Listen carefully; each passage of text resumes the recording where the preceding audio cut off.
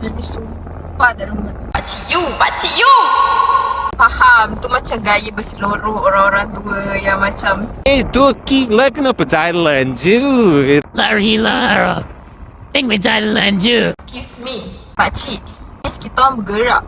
Even brisk walk pun. Pakcik buat apa? Drive pun orang yang bawakan kereta. Kau duduk depan aircon ni je. Lepas tu minum teh tarik. Sumpah tak ada muka tadi. Saya nak kerja pace. Saya tengok pace saya dah teruk hari ni. Sebab aku penat berak.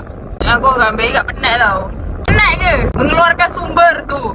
Penat. Tanggung. Lepas tu aku nak lari lagi. Lepas tu kau pula tegur. Aku dah nak kerja 3 km. Nanti aku memang nak ngam dah. Aku nak lari. Okay. Aku terus balik nak. Kalau aku dah mood ke siap nak layan kau. Kalau segerombolan kat situ. Lawatan sambil belajar. I'm not in my mood today. I'm not the hyper syuhada, no. Drink coffee. Pakcik kelakar. Not today. The fuck? Kau sendiri. Aku gemuk. Sedar. Emosi. Tak, dia macam kau jangan kacau. Orang kau boleh tegur. Benda macam tu lah. Tahu, dia dah struggle. Aku merangkak ke apa kat situ.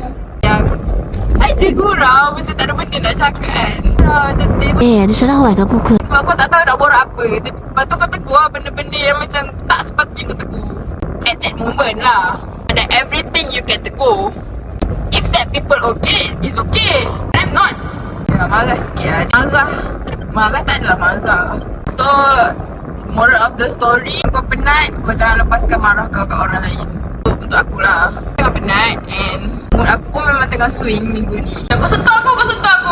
Benda tak besar pun. Memang cik pasal. Jadi, solusi aku adalah aku senyum macam tadi. Yeah.